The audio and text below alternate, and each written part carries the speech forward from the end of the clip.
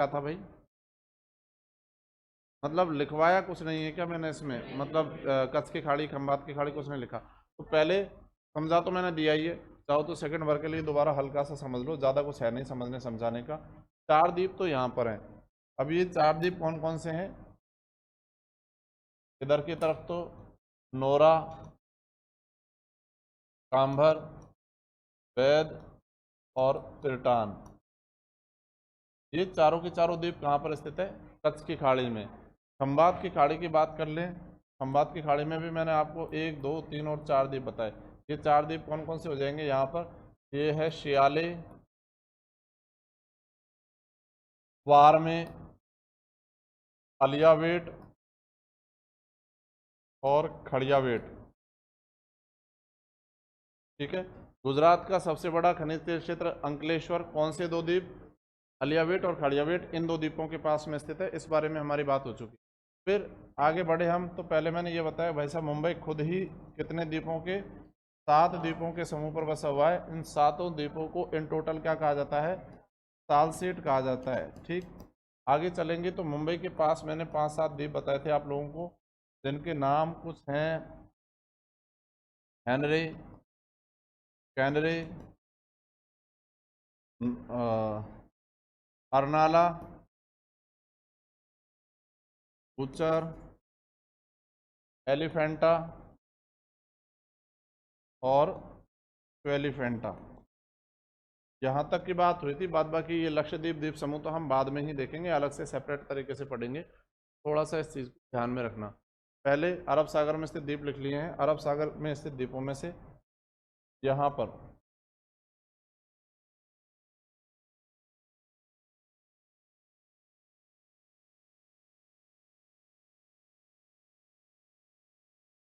अब लिखना शुरू कर दो। पहले नंबर पर है कच्छ की खाड़ी में स्थित द्वीप।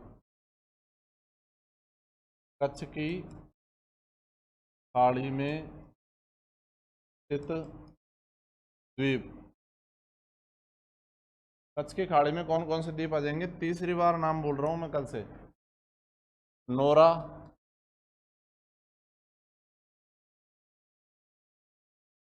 काम्भर, या इसी को बोल देते हैं करूभार,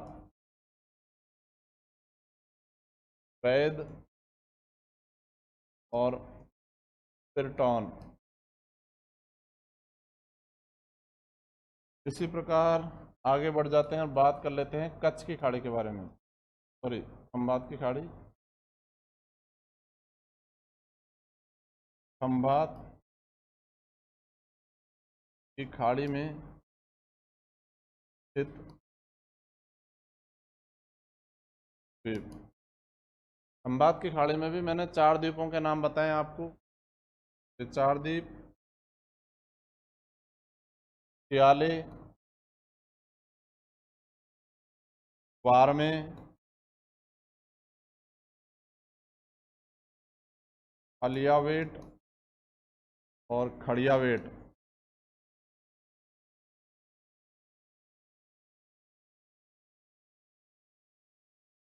नोट डाल के लिखोगे गुजरात का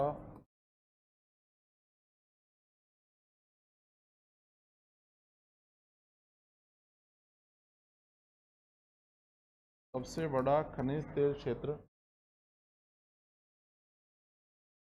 अंकलेश्वर।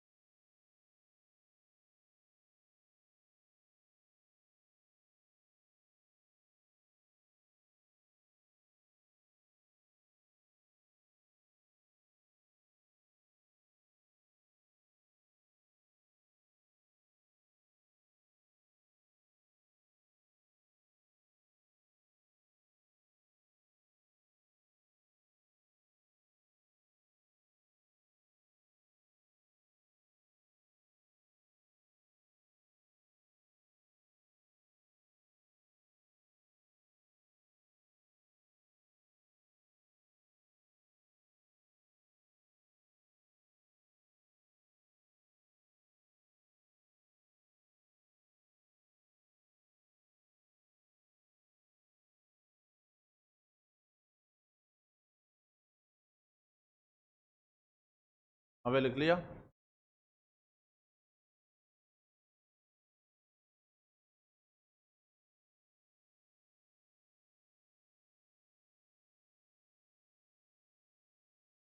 नोट डालो, लिखो।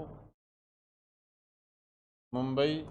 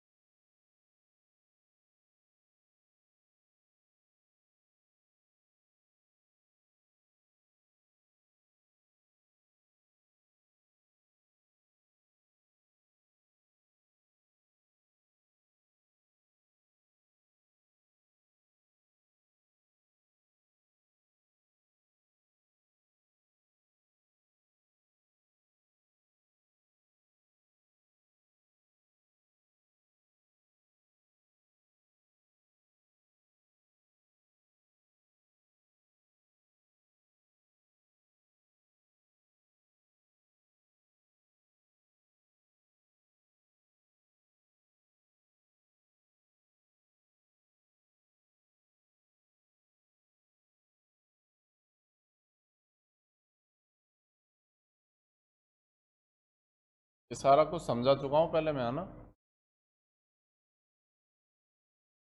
भारत का सबसे बड़ा खनिज तेल क्षेत्र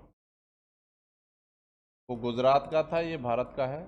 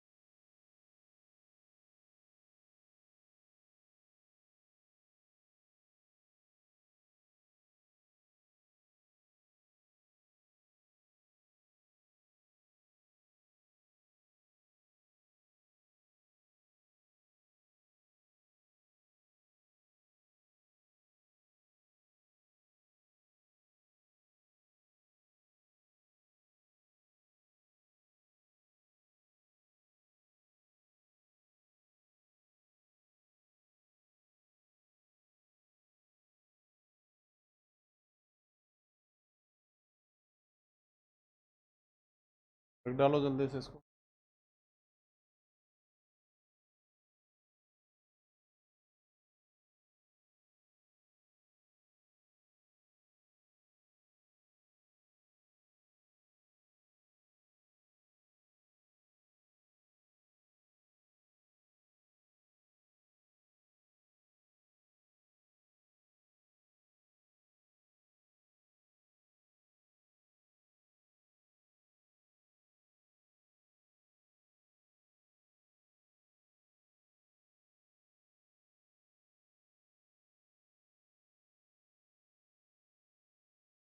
अबे लिख लिया। ध्यान दो, अब यहाँ तक तो लिख भी लिया और समझ भी लिया। बात करते हैं लक्षद्वीप द्वीप समूह की। ना तो मैंने समझाया, लिखवाया भी नहीं है। ठीक है, पहले समझ लेते हैं इसको, उसके बाद लिखेंगे। ध्यान दोगे। हेडिंग डालो सी के बाद डी। एक तो ये लक्षद्वीप है, लक्ष्य नहीं है, टारगेट वाला लक्ष्य है लाख।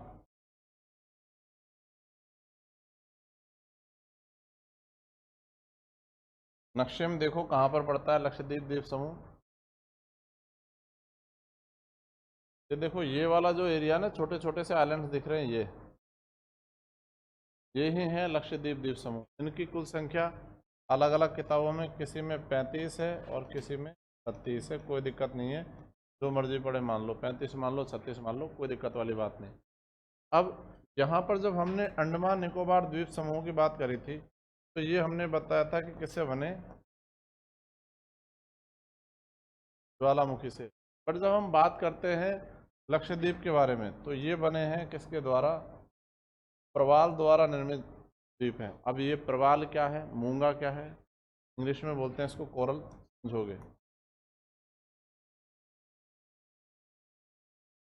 सबसे पहले इनका निर्माण कैसे हुआ? निर्माण है प्रवाल, देसी भाषा में बोलेंगे तो मूंगा, इंग्लिश में बोलते हैं इसको कॉरल।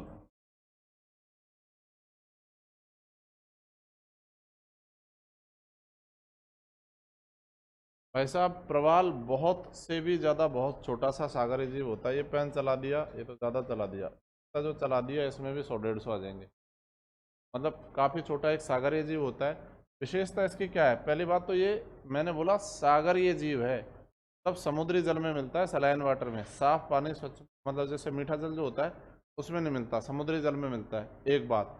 दूसरी आकार में होता है बहुत छोटा। रहते हैं ये कैसे? समूह में।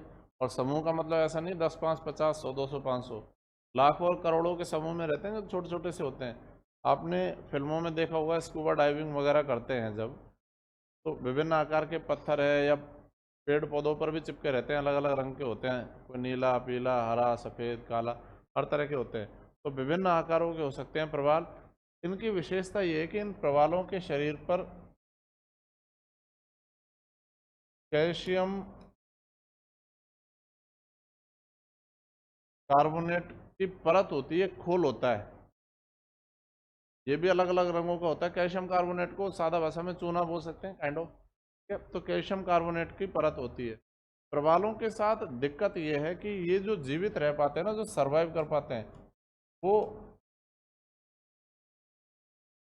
पानी के इस टेम्परेचर के बीच ही जीवित रह पाते हैं। 14 डिग्री से नीचे जाएगा ये मरने लगेंगे, और 22 डिग्री से ऊपर जाएगा तभी भी मरने लग जाएंगे। एक फिक्स टेम्परेचर वो तो सबके साथ होता है। अभी यहीं का टेम्परेचर -70 डिग्री कर दिया जाए तो हम मर जाएंगे, यहीं का टेम्परेचर +70 डिग्री कर दिया जाए तभी भी हम मर जाएंगे। तो हर जीव एक फिक्स टेम्परेचर में जीवित रह सकता है। ये जीवित रह सकते हैं 15 से 22 डिग्री टेम्परेचर, जलीय तापमान की बात कर रहा हूँ। जब ये इस तापमान में जीवित रहते हैं, अब आज की डेट में क्या हो रही है? ग्लोबल वार्मिंग, वैश्विक तापमान बढ़ता जा रहा है। और तापमान न केवल धरती का, समुद्री जल का तापमान भी बढ़ता जा रहा है। जल का तापमान बढ़ता है तो ये क्या होने लगते हैं? मरने लगते हैं, और बड़ी तेजी से मरने लगते हैं। इसलिए एक तो ये बोला जाता है कि प्रवाल जो होता है ना, ये वैश्विक तापन के सूचक होते हैं, इंडिकेटर की तरह काम कर रहे हैं। मतलब जितनी तेजी से मर रहे हैं, मतलब टेम्परेचर कंपैरेटिवली ज़्यादा स्पीड से बढ़ रहा है पूरे प्लेनेट का या उस पर्टिकुलर एरिया का, तभी तो तेजी से मर रहे हैं। तो ये रीज़न है। अब जब ये मरते हैं तो एक प्रक्रिया होती है, ध्यान दोगे यहाँ पर, इस प्रक्रिया को बोला जाता है प्रवाल विरंजन।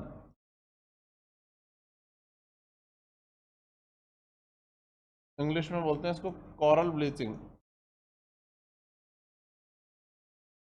क्या है प्रवाल विरंजन या कोरल ब्लीचिंग? समझो, मैंने आपको बताया कि इनके शरीर पर होती है कैल्शियम कार्बोनेट की परत, खोल होता है एक, ठीक है। अब जब ये मरते हैं, खोल अलग अलग रंगों का होता है, लेकिन जब मरते हैं तो ये विरंजित हो जाते हैं, रंग उड़ जाते हैं इनके सारे। ये कैसे पड़ जाते हैं? सफ़ेद पड़ जाते हैं। फिर इनका ये मामूली लोग नहीं है, ये मरते हैं तो ऐसे, एक मरेगा, दूसरा इसके पास भागे मरेगा, तीसरा यहाँ, चौथा यहाँ, ऐसे। फिर जब यहाँ पर आगे जगह खत्म हो गई तो इसके ऊपर आके मरेगा, फिर इसके ऊपर, फिर इसके ऊपर, फिर इसके ऊपर, ऐसा करके ये पूरी की पूरी क्या बना देते हैं? चट्टान बना देते हैं। अब चट्टान है तो क्षय भी होगा, अपक्षय होगा, अपक्षय होगा तो रेत भी बना देंगे। पूरे के पूरे जो ये द्वीप बनाए गए हैं ना, कहाँ पर? लक्षद्वीप द्वीप समूह, ये प्रवाल द्वारा निर्मित द्वीप है। और इसका सबसे बड़ा अंतर क्या है?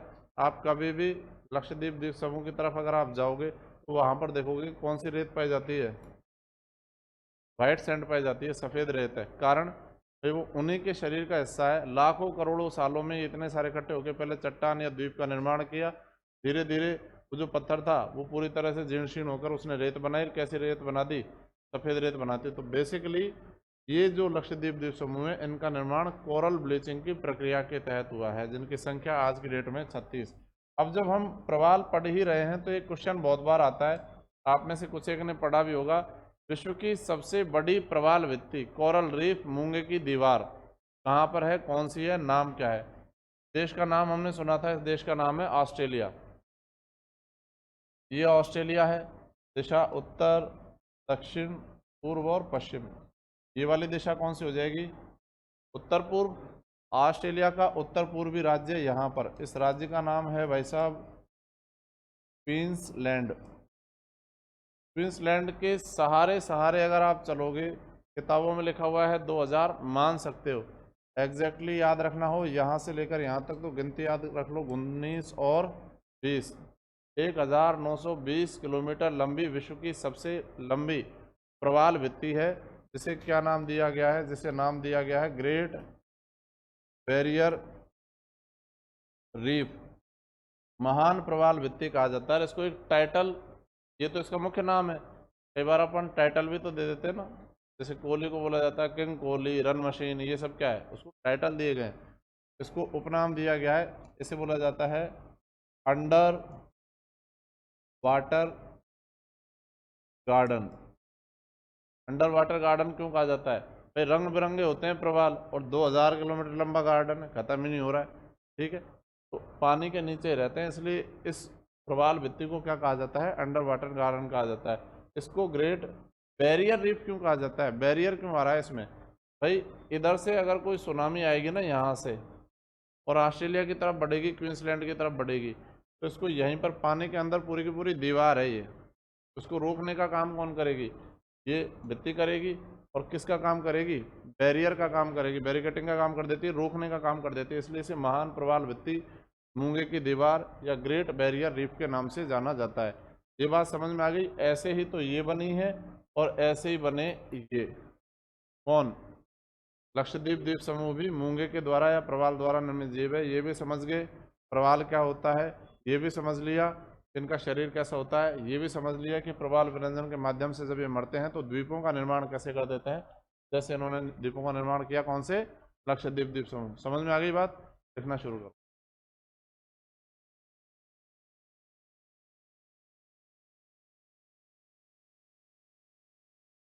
पहले तो ये निर्माण वाली लाइन को एज इट इज लिख लो, तो लिखा हुआ है निर्माण बोर्ड पे।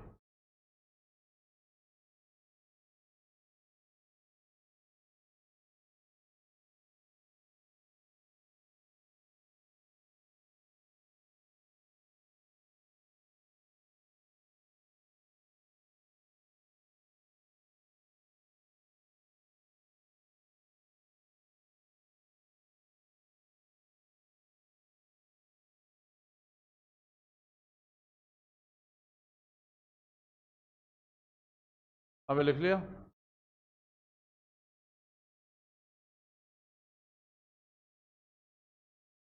अभी हेडिंग डालो इसके नीचे का, प्रवाल विरंजन कोरल ब्लीचिंग।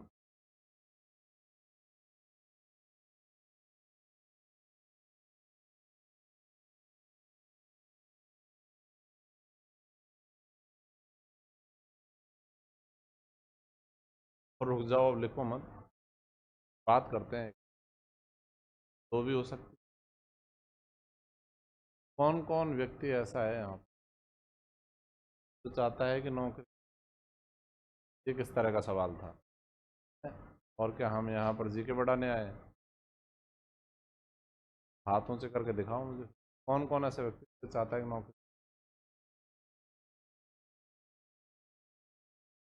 देश को तुम्ही जैसे लोगों की जरूरत है जो निस्वार्थ पढ़ रहे हैं, नहीं किसी को, एक निस्वार्थ देश को आगे बढ़ा रहे हैं मोदी जी, और एक तुम लोगों जो निस्वार्थ पढ़ रहे हो, और एक सारे कलाम साहब भी बनोगे क्या भाई, सरकारी नौकरी नहीं चाहिए किसी को, बोल लेंगे, हाथ ऊंचे नहीं करेंगे हम, हाथ ऊंचे में क्या है, फिर कोई भी कुछ भी कमेंट कर देता है, हाँ तू ले रहा बताया सरकारी नौकरी, मैं बाहर चल के देखता हूँ तेरे को, अभी दिलाऊंगा सरकार ऊंचे में।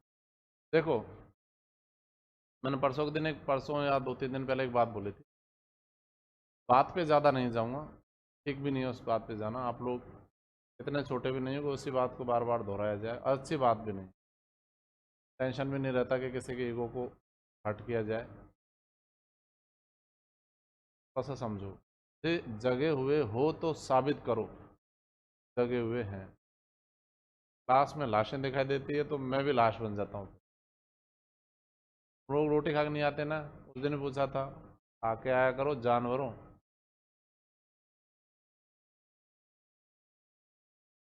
सुबह 2 रोटी खा के आओ, रोटी नहीं है तो रात वाली खा के आओ, वो नहीं है तो पोहे खा के आओ, वो नहीं है तो बाहर खर्चा करो, तो करो, खा के आओ, जो मर्जी पड़, मेरी तरफ से डायरेक्ट बाजरा ही खाओ पर खा के आओ।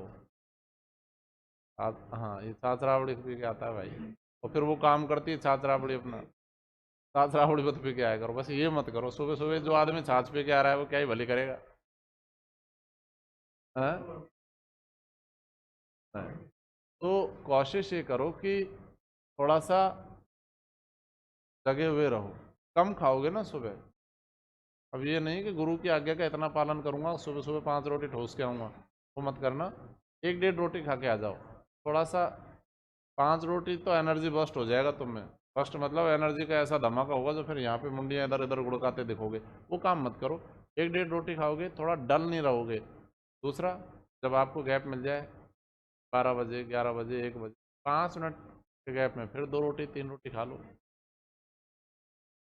ना गैप मिले, मास्टर के सामने खा लो, मास्टर लेके नहीं भागेगा, मैं गारंटी दे रहा हूँ। रोटी वो इतना भूखा नहीं है यार कि नहीं नहीं रोटी लेके भाग गया। ठीक, उससे थोड़े से आप एनर्जेटिक रहोगे। ज़्यादा खाओगे, अब टिफिन को यहाँ पे अगर केवल यहीं खाना है ना, घर पे जाके नहीं खाना है, तो भी 3 लाओ। और अगर घर जाके खाना है तो यहाँ 2 रोटी ले आओ, और वहाँ जाकर फिर 2 रोटी 3 रोटी 5 रोटी जो तुम्हें खानी है खाओ, ताकि यहाँ पर एनर्जेटिक बने रहो। और कुछ नहीं है, अगर सक्षम हो तो बाहर जूस पी के आ जाया करो। कोशिश करो, खाली पेट बैठोगे ज़्यादा आलस आता है, और वो आलस पे ट्रांसफ़र होता है मुझ में। मैंने उस दिन क्लियरली बोल दिया था भाई, मैं मेरे ही भले की बात कर रहा हूँ, तुम्हारे भले से कोई ज़्यादा इत्तेफाक नहीं है मेरा। मेरे को तुम लोगों में से आधे लोग ऐसे दिखते हैं कि ये कभी भी मर सकते हैं, ये सीधी लाइन खींच सकती है। अभी तो चल रही है ये लाइन ऐसे, लेकिन कभी भी लाइन ऐसी हो जाएगी। और कई बार मैंने देखा भी है, और तुम सब लोगों को पता है। एक क्लास ऐसी, एक दौर ऐसा आता है क्लास में, कम से कम है तो ज़्यादा से ज़्यादा 10-15 बार भी आ सकता है, जब बच्चा देख रहा है बोर्ड की तरफ, और पता है कैसे देख रहा है, समझ गए ना तुम। मत करो वो यार, कि मैं सुन रहा हूँ, मुझे नहीं पता मैं क्या सुन रहा हूँ, बस मैं सुन रहा हूँ, आप बोलो, मुझे कोई मतलब नहीं है मैं क्या सुन रहा हूँ, मैं कहीं और हूँ, यहाँ बस मेरी लाश पड़ी हुई है मत करो यार, समझो थोड़ा सा। क्लास में आंख खोल के सो रहा है भाई, और दिख रहा है मास्टर को कि सो रहा है, और पूछ लूंगा तो यूं थोड़ा कहेगा हाँ सो रहा था, फिर वो मेरी गलती है कि मैं पूछ रहा हूँ। ये वही वाली बात हुई, सब्जी वाले से पूछ रहा हूँ सब्जी अच्छी है ना, खराब है ले जाओ। कौन कहता है ऐसे, तो मन के संतुष्टि वाले सवाल होते हैं। बड़े गर्म है ना, नहीं ठंडे हैं, बिल्कुल ठंडे, बर्फ में से निकाले फ्रिज में से ले जाओ, लो अब खा लो। सब्जी खराब है, खरीद लो। कौन खरीदता है, वो अच्छी ही बोलेगा। ऐसे स्टूडेंट से पूछ, अभी तुमसे पूछो पढ़ते हो, 1% नहीं पढ़ते हम, इतने ईमानदार हो जो ये कह दोगे हमारे बराबर पढ़ नहीं रहा है कोई, हम यूपीएससी कर रहे हैं डायरेक्ट। कोशिश करो थोड़ा सा प्रवाल व्यंजन पे लिखते चलो अब।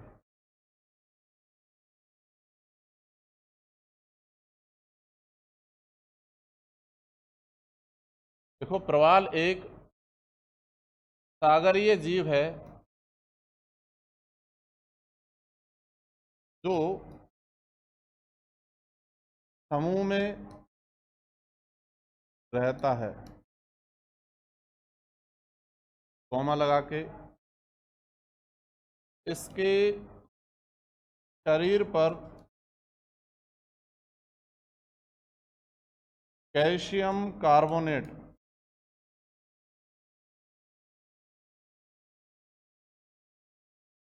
का खोल पाया जाता है।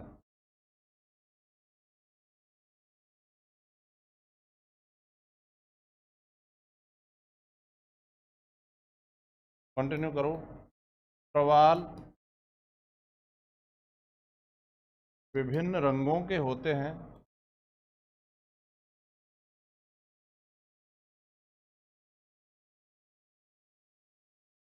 लेकिन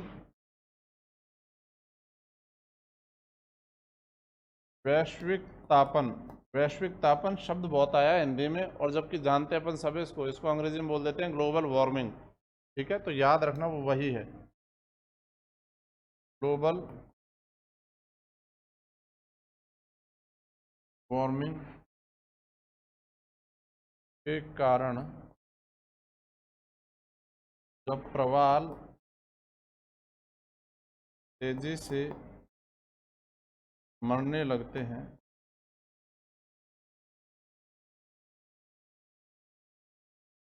तो इनका शरीर सफ़ेद पड़ जाता है।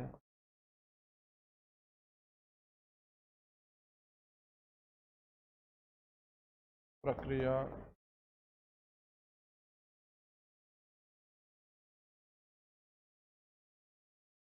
प्रवाल विरंजन या कोरल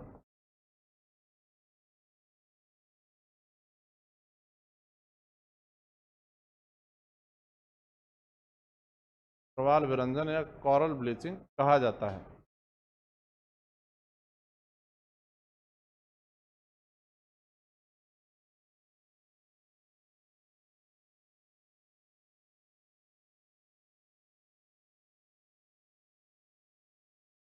नोट डालो एक और लिखो, प्रवाल वैश्विक तापन के सूचक होते हैं। प्रवाल वैश्विक तापन के सूचक होते हैं। प्रवाल वैश्विक तापन के सूचक होते हैं। मतलब समझ गए ना कैसे भाई, जैसे जैसे ग्लोबल वार्मिंग बढ़ती जाएगी वैसे वैसे प्रवालों के मरने की गति बढ़ती जाएगी, उतनी तेजी से मरेंगे, और जितनी तेजी से बढ़े मरेंगे ये पता लगता जाएगा कि ग्लोबल वार्मिंग कंपैरेटिवली और ज़्यादा तेज हो गई है। तो ये वैश्विक तापन के सूचक होते हैं। अगला पॉइंट लिखोगे, वहां से उठाएंगे अगला पॉइंट लिखोगे, 4-5 क्वेश्चन बन जाते हैं इस एक ही सेंटेंस में से। लिखो, ऑस्ट्रेलिया के उत्तर पूर्वी तट क्वींसलैंड, ऑस्ट्रेलिया के उत्तर पूर्वी तट क्वींसलैंड के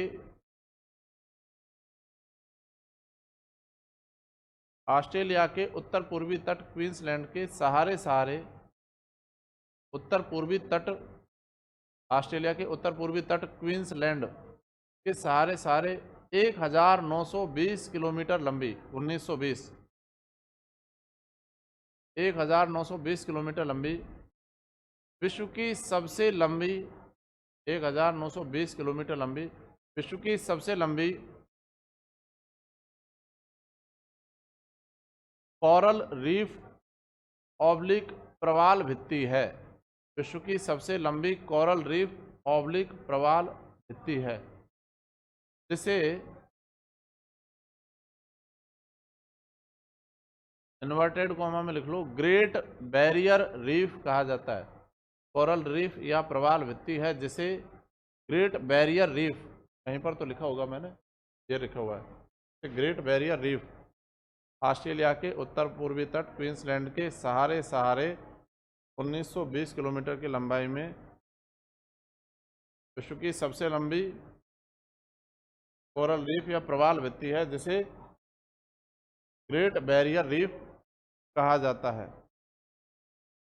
तो विश्व की सबसे लंबी प्रवाल भित्ति है, कौन से देश से बिलोंग करती है, ऑस्ट्रेलिया के उस तट का नाम क्या है, की विशेषता क्या है, और एक नोट डाल के लिख लेंगे, ये नोट लिखोगे, इसे अंडर वाटर गार्डन भी कहा जाता है। इसे अंडर वाटर गार्डन भी कहा जाता है।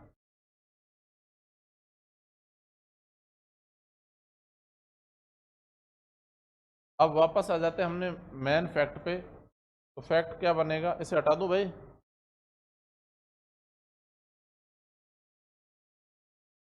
तो जब हम लक्षद्वीप की बात करते हैं, ये लिखना नहीं है आप लोगों को, लक्षद्वीप में द्वीपों की संख्या कितनी है, या तो 35 और या 36, इनमें से कोई एक मिलेगा। गारंटी दे रहा हूँ दोनों ऑप्शन मिलेंगे ही नहीं, आज तक कोई सी परीक्षा में नहीं मिले, तो एक ही मिलेगा, तो जो मिल जाए वो कर देना, ठीक है। अगली विशेषता अगर आप बात कर लो जनसंख्या के आधार पर, ये राजधानी तो आप लोग जानते हो, नहीं जानते तो लिख लेना, कवारत्ती इसकी राजधानी, लक्षद्वीप द्वीप समूह की राजधानी, केंद्र शासित प्रदेश है। पूरे भारत का सबसे कम जनसंख्या वाला केंद्र शासित प्रदेश कौन सा है, यही है। 56,000 की आबादी है यहाँ पर 2011 की जनगणना के अनुसार। 56,000 तो कॉलोनी की होती है जयपुर में, इतना ही है बस पूरा लक्षद्वीप, ठीक है। तो देश या भारत अभी लिखना मत का न्यूनतम जनसंख्या वाला केंद्र शासित प्रदेश। 2 लाइन लिखो अब। पहला, लक्षद्वीप द्वीप समूहों में द्वीपों की कुल संख्या। लक्षद्वीप द्वीप समूहों में द्वीपों की कुल संख्या। लक्षद्वीप द्वीप समूहों में द्वीपों की कुल संख्या डैश करके लिखोगे 35/36। 35/36 नहीं है ये, भाग दे दो, सर निकाल लो। और उसके बाद ये दूसरी वाली लाइन लिख लो।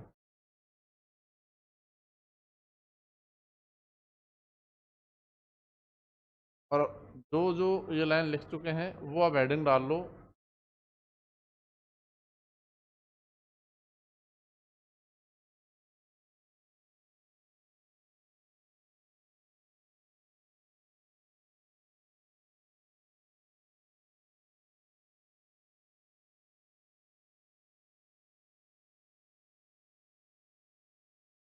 हेडिंग डालो, लक्षद्वीप द्वीप समूहों का प्रशासनिक वर्गीकरण।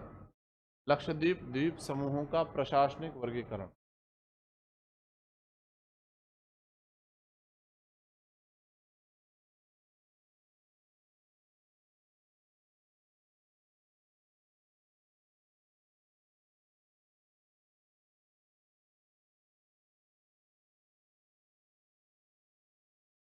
अब इसके बाद लिखना नहीं, पहले समझ लेना, लिखना लिखाना चलता रहेगा। ध्यान दो, यहाँ पर एक द्वीप है, ये इस द्वीप का नाम है, देखो थोड़ा सा इसमें वो है कि ये शब्द तो याद रखना ही रखना है। बात बाकी इसके बाद अमीन दीवी भी लिखा हुआ है, द्वीप भी लिखा हुआ है और देवी भी लिखा हुआ है। जो मर्जी पढ़े लिख दो, अपन को कोई दिक्कत नहीं है, ये शब्द याद रख लेना, ठीक। इसके बाद यहाँ पर आएगा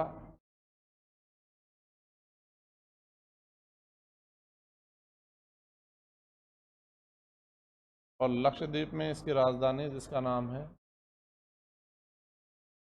तो इन द्वीप समूहों में से एक का नाम लक्षद्वीप है, इसी के नाम पर इसका नाम क्या रखा गया, लक्षद्वीप द्वीप समूह। यहाँ पर एक और द्वीप आएगा, इसका नाम है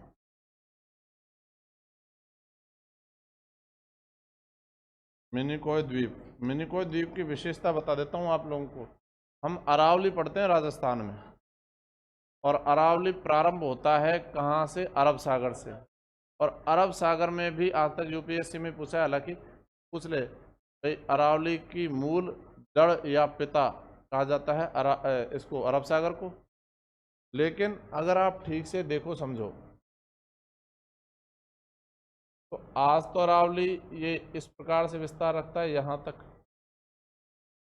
पर क्योंकि आज कैसा है, आज अपशिष्ट पर्वत है। पहले तो इसका विस्तार लंबा चौड़ा था, और था तो कहाँ तक था, ये यहाँ तक था। जितना यहाँ नहीं है उससे ज़्यादा यहाँ पर था। और जो मैंने अभी जस्ट लिखा है क्या, मिनिकॉय द्वीप, वहाँ से प्रारंभ होता था कौन, अरावली, और यहाँ से चलता हुआ आज तो ये पालनपुर गुजरात और खेड़ ब्रह्म सिरोही राजस्थान, यहाँ से आकर और रायसीना पर जाकर ख़त्म हो जाता है।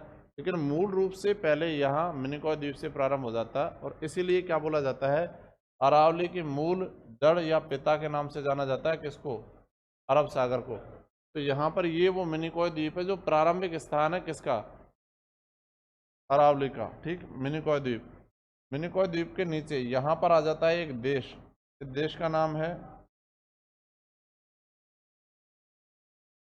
मालदीव। ये देश है, याद रखना, ये लक्षद्वीप का भाग नहीं है। जैसे वहाँ पर भी तो अपन ने इंडोनेशिया लिखा था और अलग किया था उसको ग्रैंड चैनल के माध्यम से, तो यहाँ पर अलग करेंगे कैसे, ध्यान दो भाई। वहाँ कितने डिग्री पढ़ के आए थे, 10 डिग्री, और यहाँ पर लक्षद्वीप और मिनिकॉय के बीच में कौन सा डिग्री है, 9 डिग्री चैनल। और सबसे ज़्यादा 8, 9 और 10 में से सबसे ज़्यादा इंपॉर्टेंट है कौन सा, ये वाला जो बना दिया है, इसका नाम है कितना, 8 degree channel. 8 degree channel famous भी 2016 से ज़्यादा हुआ। उसका कारण भाई मालदीव में पीने के पानी की आ गई कमी, समुद्र के बीच में प्यासे मर रहे हैं। कारण समुद्री पानी तो पी नहीं सकते, और ऐसा नहीं है, वैज्ञानिकों ने समुद्र से पीने योग्य पानी बनाने की विधि और ऐसी मशीनें बना ली है, पर वो बहुत ज़्यादा पानी यूज़ करती हैं और बहुत ज़्यादा देर में थोड़ा सा पानी जो है बना पाती हैं ऐसा। तो भारत ने उस टाइम पर पानी के बड़े बड़े जहाज, टैंकर जो है मालदीव पहुंचाए थे। उसके बाद भारत और मालदीव के रिश्ते भी तुलनात्मक दृष्टि से सुधरे हैं, जो अभी तक अच्छे रिश्ते हैं। अभी भारत ने 2 तटरक्षक विमान हैं, टो ही विमान, टो मतलब जो टो लेते हैं उस प्रकार के विमान, वो मालदीव को दिए भी है और गेस्चर के तौर पर दिए, बेचे नहीं है, उपहार स्वरूप दिए हैं, जिनका नाम है डॉर्नियर। ठीक है, ताकि यहाँ के जो लोग हैं, यहाँ की जो सेना है, नेवी है, वो अपने आसपास के क्षेत्रों की देखरेख कर पाए उस प्रकार से। तो 8 डिग्री चैनल मूल रूप से क्या काम करता है? 3 क्वेश्चन बनते हैं अगेन, या तो मिलिकाय द्वीप को मालदीव से, या हम कह सकते हैं ओवरऑल लक्षद्वीप द्वीप समूह को मालदीव से, और सबसे ज़्यादा बार आया हुआ है भारत को मालदीव से अलग करने वाला जलीय क्षेत्र किस नाम से जाना जाता है? 8 डिग्री चैनल के नाम से जाना जाता है। ये अपने आप में इंपॉर्टेंट हो जाता है, तो थोड़ा सा इसको एक बार देखना कि बाद में आगे, पहले लिखेंगे बाद में, पहले ऐसा कैसा बना डालो इसे।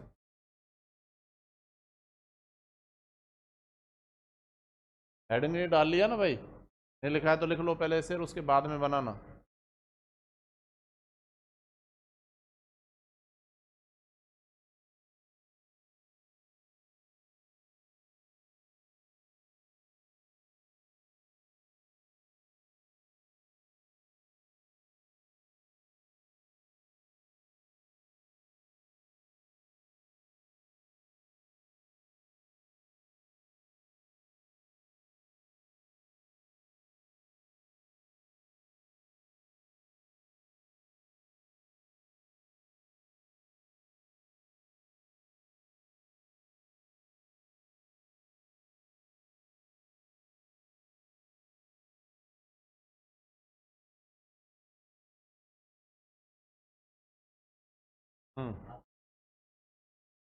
हो गया।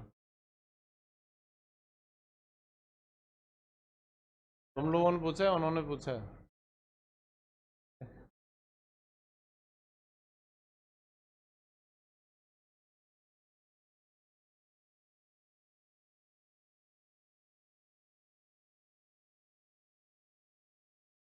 हमारे घर में महाकाल है।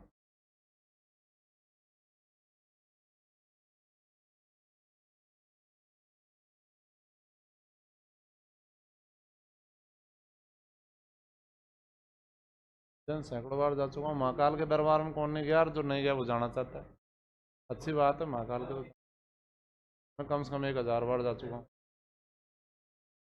कम से कम बता रहा हूँ, ज़्यादा भी हो सकता है, ऑलमोस्ट। मंदिर बहुत है पूरे उज्जैन में, मंदिर है, हाथ जोड़ते जोड़ते दिमाग खराब हो जाता है, वहाँ इतना हो जाता है आदमी दुकानों के सामने में हाथ जोड़ रहा है, तो जहाँ देखो हर दूसरे तीसरे उसके बाद में मंदिर दिखाई देता है, ये वाली बात है। हाँ भाई, बना लिया?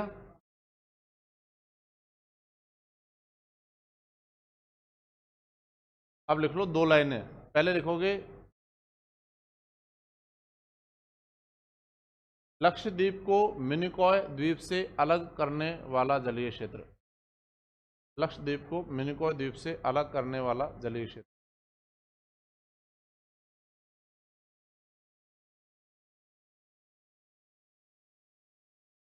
लक्षद्वीप को मिनिकॉय द्वीप से अलग करने वाला जलीय क्षेत्र, डैश करके लिखोगे 9 degree channel. 9 degree channel.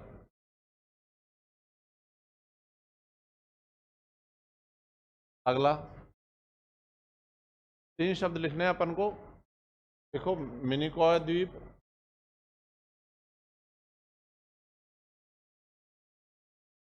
Oblique Lakshadweep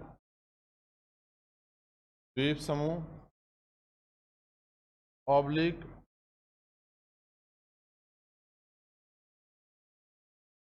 Bharat.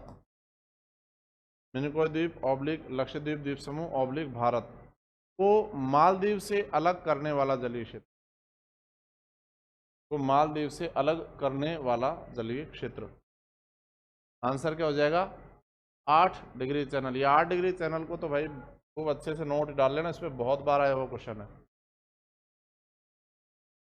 अब देखो, इसी के साथ अपन ने हिमालय पर्वतीय प्रदेश पढ़ लिया, विशाल मैदान पढ़ लिए, प्रायद्वीपीय पठार, तटीय मैदान और द्वीप समूह, ये 5 ही भौगोलिक प्रदेशों में अपन ने बांटा था भारत के जो भौगोलिक क्षेत्र है उनको।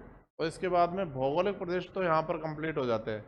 इसके बाद नया टॉपिक शुरू करेंगे और नए टॉपिक का नाम रहेगा कृषि, एग्रीकल्चर। ठीक है।